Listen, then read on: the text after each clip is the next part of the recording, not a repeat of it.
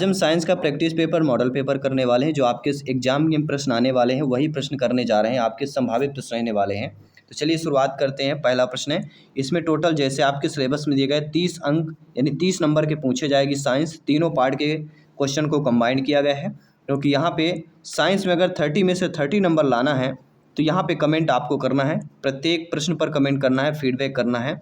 बाकी सभी practice set चल रहे हैं जिसका आई बटन पे प्लेलिस्ट दे दिया गया है। सभी क्लासेज सभी practice set free of cost है। तो चलिए शुरुआत करते हैं। पहला प्रश्न है, सभी को कमेंट करना, प्रत्येक ब्रदर सिस्टर एंड टीचर्स को जिनका सपना है अध्यापक अध्यापिका बनना, शिक्षक बनना। निम्नलिखित में से किसकी कोई बीमा नहीं होती है? विकृति, संवेग, कोणीय वेग या कोणीय संवेग की होती है? सभी लोग बताइए। निम्नलिखित में से किसकी कोई बीमा नहीं होती? बीमा की बात कर रहे हैं, फिजिक्स का क्वेश्चन है, ध्यान रखिएगा, फिजिक्स का क्वेश्चन है। तो आप सभी लोग जानते हैं वस्तु के आकार और आकृति में होने वाले जो विभिन्नात्मक परिवर्तन को विकृति कहलाती है, और विकृति की कोई बीमा नहीं होती। विकृति जो होती है, लंबाई में परिवर्तन, प्रारंभिक लंबाई कोई मात्रक नहीं होता, ना ही बीमाहीन राशि होती है, और विकृति का कोई मात्रक भी नहीं होता है, ये ध्यान रखना है। दूसरा प्रश्न जो आप लोगों की स्क्रीन पर पूछा जा रहा है कि इस्पात के गोले में पदार्थ की मात्रा उसका क्या होती है?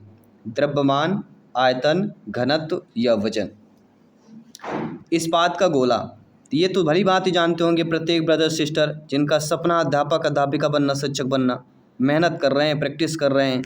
तो इस्पात के गोले में पदार्थ की मात्रा उसका क्या होती है? तो इस्पात के गोले में जो पदार्थ की मात्रा होती है उसका द्रव्यमान होता है, क्योंकि द्रव्यमान किसी वस्तु में उपस्थित पदार्थ के परिणाम के मूलभूत माप को कहते हैं, और इस्पात के गोले में पदार्थ की मात्रा उसका द्रव्यमान हो जाएगा। तो पहला ऑप्शन यहाँ पे सही हो जाएगा।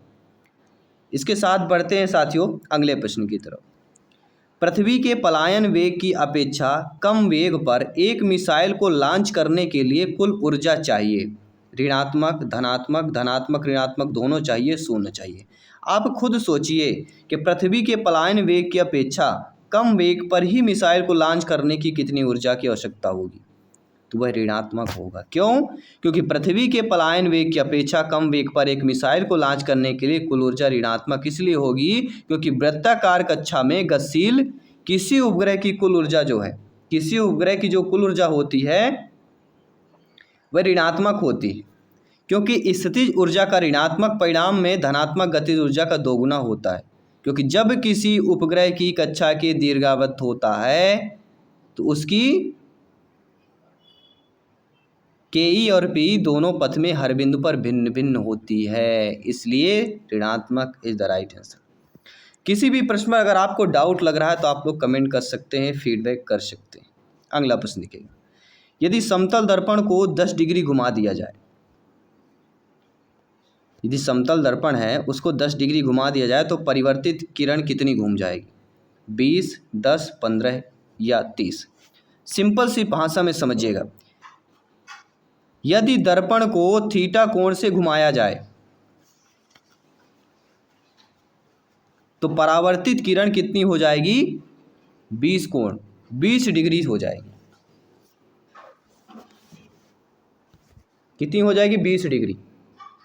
किसी भी प्रश्न पर अगर डाउट हो रहा है आप लोगों को, बेहतरीन आप लोग कमेंट कर सकते हैं, फीडबैक कर सकते हैं, ठीक है। बढ़ते हैं आपके अगले प्रश्न की तरफ। अगला प्रश्न भी सभी लोगों को ध्यानपूर्वक समझना है, कोई भी क्वेश्चन पूछा जा सकता है या सभी प्रश्न सेम टू सेम पेपर आ सकता है। किसी मनुष्य के चश्मे की शक्ति +3 डायोप्टर है तो उसकी दृष्टि दोष क्या होगी? अगर चश्मे की शक्ति +3 डायोप्टर है, चूंकि शक्ति यहाँ पे धनात्मक दी गई है, जब शक्ति धनात्मक होगी तो प्रयुक्त लेंस कौन सा हो जाएगा? प्रयुक्त लेंस उत्तल होगा। अगर शक्ति धनात्मक है तो व्यक्ति की आंख से दूरी दृष्टि दोष होगी। दूरी मतलब दूर दृष्टि हो जाएगी। क्या हो जाएगा? दूर दृष्टि। उच्च ऑक्टेन ईंधनों के उत्पादन में उत्प्रेरक के रूप में निम्नलिखित में से किसका प्रयोग किया जाता है? देखिए, उच्च ऑक्टेन ईंधन के उत्पादन में जो भी उत्प्रेरक के रूप में प्रयोग होते हैं वो सिंपल समझ लीजिए और कोई नहीं, आपका H2SO4 is the right answer हो जाएगा। अब आप बोलेंगे क्यों होगा? क्योंकि इसका प्रयोग हवाई जहाज के ईंधन के रूप में अधिक किया जाता है। ये आपको ध्यान देना है। अगला प्रश्न है, पेट्रोलियम किसका एक मिश्रण होता है? पेट्रोलियम एक मिश्रण है, तो ये किसका मिश्रण हो जाएगा? पेट्रोलियम हाइड्रोकार्बन का मिश्रण होता है, C1 से लेके C40 तक, अर्थात साइक्लोपैराफिन से एरोमेटिक हाइड्रोकार्बन होता है। इसके प्रमुख घटक gas, hydrocarbon, gasoline, petrol, diesel, ये सारी चीज़ें होती। अगला प्रश्न देखिए,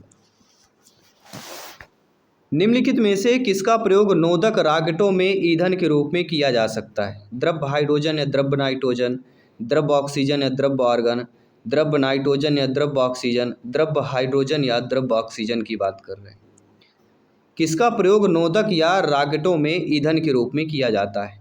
किसका प्रयोग होता है? कभी आपने सुना है क्या कि द्रव्य हाइड्रोजन और द्रव्य ऑक्सीजन का प्रयोग होता है?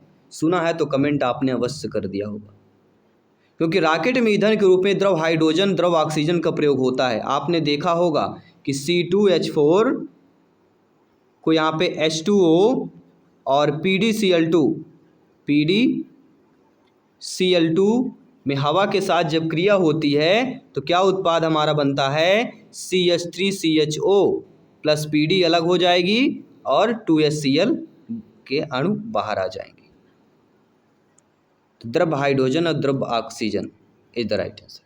तरल पेट्रोलियम गैस का मिश्रण कौन कौन होता है? तो तरल पेट्रोलियम गैस का मिश्रण एथेन, प्रोपेन और ब्यूटेन होता है, कई बार बता चुके। क्योंकि क्लोरीन का प्रयोग किसमें होता है? तरल पेट्रोलियम गैस जो होता है एथेन, प्रोपेन, ब्यूटेन होता है। एथेन, प्रोपेन, ब्यूटेन के एक मिश्रण होता है तरल पेट्रोलियम। और क्लोरीन, जी हाँ, क्लोरीन का प्रयोग किसमें होता है? तो क्लोरीन का प्रयोग प्रतिरोधी के रूप में होता है, एंटीसेप्टिक के रूप में इसका प्रयोग किया जाता है, या एंटीसेप्टिक के रूप में धोने के प्रयोग में होता है आपका। अगला, पक्षियों में उड़ने से रोकने की प्रक्रिया क्या कहलाती है? अगर पक्षियों को उड़ने से रोकने की कोई प्रक्रिया होगी, उस प्रक्रिया को हम क्या किस नाम से जानेंगे? साइंस की भाषा में ब्रेलिंग बोला जाता है। पक्षियों को उड़ने से रोकने की प्रक्रिया को हम ब्रेलिंग बोलते हैं। अगला प्रश्न है कि निम्नलिखित में से कौन सी शाखा जीवित जीवों की उन्हीं जातियों की अपनी निर्जीव परिवेश के साथ अंतःक्रिया से संबंधित होती है? तो वह कहलाती है स्वपारिस्थितिक, जिसे हम एटोकोलॉजी बोलते हैं। First option is the right answer. Japan में पाया या यूसो रोग किसके कारण प्रदूषण से संबंधित था? पाया यूसो रोग एक आया था जापान में, किससे संबंधित था? तो वह था पीसीबी से। पीसीबी इसका पूरा नाम है पॉली क्लोराइडेड फिफेनली। यह राइस ब्रान तेल के उपभोग से जापान के उत्तरी क्यूश द्वीप में फैला था। पीवीसी याद रखिएगा। अगला प्रश्न है, सबसे अधिक स्थायी पारिस्थितिक तंत्र कौन सा होता है? बहुत ही सिंपल सा प्रश्न है, लेकिन बेहतरीन प्रश्न है, वह है महासागर। याद रखिएगा, हर एक क्वेश्चन अपने आप में अव्वल है, क्योंकि सारे क्वेश्चन सिलेक्शन वाले हैं। कोई ऐसा प्रश्न आपको पढ़ के नहीं लगेगा कि एग्जाम में आ नहीं सकता है। सारे सिलेबस के अकॉर्डिंग, एग्जाम के अकॉर्डिंग चल रहा है। अगला प्रश्न देखिएगा, मच्छरों के जैविक नियंत्रण के लिए निम्नलिखित में से किसका प्रयोग किया जाता है? डीडीटी, गमबुशिया, तेल या बिलोप, किसका प्रयोग करते हैं? जी हाँ, मच्छरों के जैविक नियंत्रण अगर करना हो, उसमें जो प्रयोग होता है वह गमबुशिया का होता है। और गमबुशिया किस में पाया जाता है? स्वच्छ जल में पाई जाने वाली एक क्या होती है? मछली होती है। स्वच्छ जल में जो पाई जाती है, ये जल में उपस्थित मच्छरों के लार्वा को खाकर नियंत्रण करती है, इसलिए इसे मॉस्किटो फिश भी कहते हैं। क्या कहते हैं? गमबुशिया को याद रखिएगा, मॉस्किटो फिश याद रखिएगा। अगला, निम्नलिखित में से अधिक जलन किससे पैदा होता है? उबलता हुआ पानी, गर्म पानी, भाप या पिघली हुई प्लावी बर्फ? सबसे अधिक जलन किस में पैदा होता है ये आप जानते हैं, जो दिखाई न दे और घाव कर जाए, और उसे कहते हैं भाप। भाप से अधिक जलन पैदा होती है क्योंकि भाप में वाष्पन की गुप्त ऊष्मा होती है, यानी इसमें भाप में ऊष्मा आपको दिखाई नहीं देती है। गुप्त ऊष्मा के कारण यह सबसे ज़्यादा जो है जलन पैदा करता है। अगला प्रश्न है, वायु की क्षैतिज गैस से होने वाले ऊष्मा के अंतरण को क्या कहते हैं? ऊष्मा के अंतरण को अभिवहन कहा जाता है। अभिवहन, एडवेक्शन की बात कर रहे हैं। सभी मित्रों को जय हिंद, वंदे मातरम। साथियों, आपका प्रत्येक कमेंट फीडबैक आभार है, आपका प्रत्येक कमेंट फीडबैक सम्मान है। जयसवाल सर आप सभी का स्वागत अभिनंदन करते हैं, आप सभी को माता पिता को प्रणाम और नमस्कार करते हैं। साथियों, अगला प्रश्न, ये सिलेक्शन वाला प्रश्न संभावित प्रश्न 1 नंबर पक्का करने वाला प्रश्न है कि उबलते जल द्वारा जलने की तुलना में भाप से जलना अधिक कष्टदायक गंभीर क्यों होता है? मैंने बताया ना, गुप्त ऊष्मा होती है, अर्थात भाप में गुप्त ताप होता है या गुप्त ऊष्मा होती है। एक वास्तविक गैस किसमें एक आदर्श गैस के रूप में क्रिया कर सकती है? उच्च दाब, निम्न दाब, निम्न दाब, उच्च दाब, उच्च दाब, उच्च ताप, निम्न दाब, निम्न ताप। समझ लीजिएगा प्रश्न को, जितना ज़्यादा प्रश्न को समझेंगे उतना ज़्यादा सटीक आपका होगा कि कोई जब एक वास्तविक गैस आदर्श गैस के रूप में क्रिया कर जाए तो वो आपका निम्न दाब से उच्च दाब कहलाएगा, क्योंकि ऐसा वास्तविक गैस एक आदर्श गैस रूप में निम्न दाब से उच्च दाब पर ही क्रिया कर सकती है। निम्न में से किसमें संवहन होता है? देखिए, संवहन पूछा जा रहा है तो सिंपल सा है, कहीं देखने की ज़रूरत नहीं है, केवल द्रव और गैसों में ही संवहन कर सकते हैं, क्योंकि किसी तरल अथवा गैस में स्वयं अणुओं के स्थानांतरण द्वारा एक भाग से दूसरे भाग में होने वाली ऊष्मा संचरण को संवहन कहते हैं। और संवहन प्रक्रिया ठोसों में नहीं होती, इतना जान लेना। अगर ठोस दिया रहे तो ठोसों में संवहन की प्रक्रिया नहीं होती है, केवल द्रव और गैसों में हो सकती है, इतना ध्यान रखना है। निगेटिव बात याद रखिए, पॉजिटिव अपने आप बन जाएगा। निम्नलिखित द्रव में से कौन सा द्रव वाष्पन अधिक तीव्रता होता है? कौन सा अधिक तीव्रता होगा? वह होगा एल्कोहल। जिस द्रव का क्वथनांक कम होता है वह अधिक तीव्रता से वाष्पीकृत होता है। एल्कोहल की बात करें, एल्कोहल का क्वथनांक 79 डिग्री सेल्सियस होता है। पेट्रोल का क्वथनांक जो होता है वह 95 डिग्री सेल्सियस होता है। और जल का क्वथनांक कितना होता है? 100 डिग्री सेल्सियस। और मिट्टी के तेल का 150 से लेकर 300 डिग्री सेल्सियस तक होता है। कोई भी प्रश्न आए आपसे बनना चाहिए, क्योंकि सिलेक्शन यहाँ पर साथियों सर्वोपरि है। बहुत उच्च तापमान को मापने के लिए हम प्रयोग किसका करते हैं? मरकरी का, प्लेटिनम प्रतिरोधी का, ताप वैद्युत का या कॉस्ट मापी का? जब बहुत उच्च तापमान को मापना हो, उसमें जो चीज़ हम प्रयोग में लाते हैं वह ताप वैद्युत उत्ताप मापी होता है। ठीक है, क्योंकि किसी तत्व के न्यूक्लियस में न्यूट्रॉनों की संख्या क्या होती है? द्रव्यमान संख्या माइनस परमाणु संख्या। ये आपको ध्यान देना। अगला प्रश्न देखिए, किसी तत्व के परमाणु का परमाणु क्रमांक अगर 17 है और द्रव्यमान 36 दिया गया है, उसके न्यूक्लियस में न्यूट्रॉनों की संख्या कितनी होगी? तो आप जानते हैं, समझते हैं, ज्ञानी सर्व व्याख्याता लोग, कि अगर 36 द्रव्यमान है और 17 आपका परमाणु क्रमांक, इसमें घटा दीजिए 19 आपका न्यूट्रॉनों की संख्या निकल के आ जाए।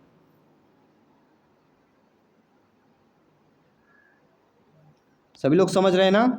हर एक प्रश्न को समझते जाना साथियों। द्रव्यमान संख्या किसका योग होता है? द्रव्यमान संख्या किसका योग होता है? केवल प्रोटॉन का, केवल इलेक्ट्रॉन प्रोटॉन, इलेक्ट्रॉन न्यूट्रॉन या प्रोटॉन न्यूट्रॉन का होता है? तो द्रव्यमान किसका योग होगा? ये सिंपल सा प्रश्न है, लेकिन केमिस्ट्री का बेस्ट क्वेश्चन कह सकते हैं।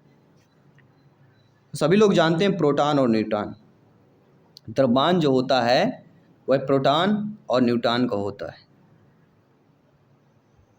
क्योंकि एक ही प्रकार के परमाणुओं से बने शुद्ध पदार्थ को तत्व कहते हैं, एलिमेंट्स कहते हैं। और परमाणु के नाभिक में पाए जाने वाले उप परमाणु कण प्रोटॉन और न्यूट्रॉन ही होते हैं। इतना आपको दिमाग में बैठा लेना। इनमें से अधिकतम द्रव्यमान किसका होता है? इलेक्ट्रॉन, प्रोटॉन, न्यूट्रॉन या हाइड्रोजन न्यूक्लियस का होता है?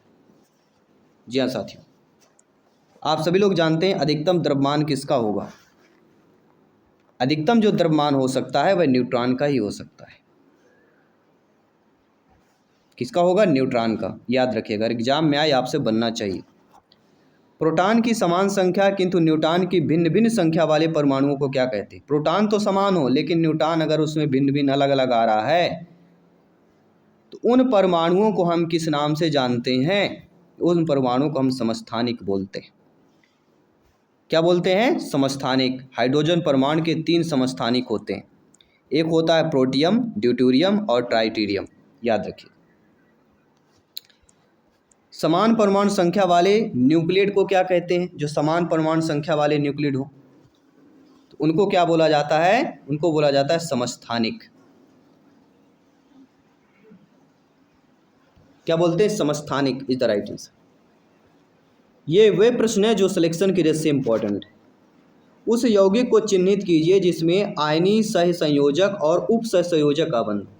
ऐसा आयन जो इसमें सहसंयोजक और उप सहसंयोजक दोनों आबंध की बात करें, उस यौगिक को चिन्हित कर लेना है। तो वह यौगिक कौन हो जाएगा? वह यौगिक हो जाएगा NH4Cl2। क्या हो जाएगा? सभी लोग बताइएगा। NH4Cl। Ammonia, ammonia chloride. और अमोनिया कितने आयन देता है? NH4 4+ NH4+ आयन देता है। और क्लोरीन एक आयन छोड़ता है। अगला प्रश्न, अमोनिया का एक गुण कौन सा कहलाएगा?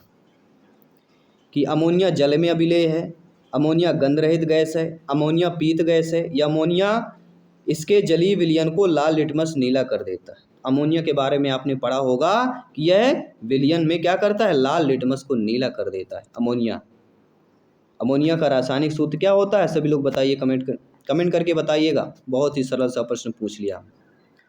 एंजाइम क्या होते हैं? सूक्ष्मजीव, प्रोटीन, अकार्बनिक यौगिक या फफूंद होते हैं। एंजाइम्स हम किसे बोलते हैं?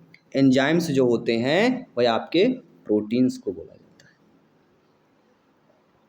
है। एंजाइम एक कार्बनिक पदार्थ होता है जो कि रासायनिक अभिक्रिया से 10⁻10 गुणा बढ़ सकता है। और एंजाइम की खोज सर्वप्रथम किसने की? जर्मन वैज्ञानिक कोहेने ने।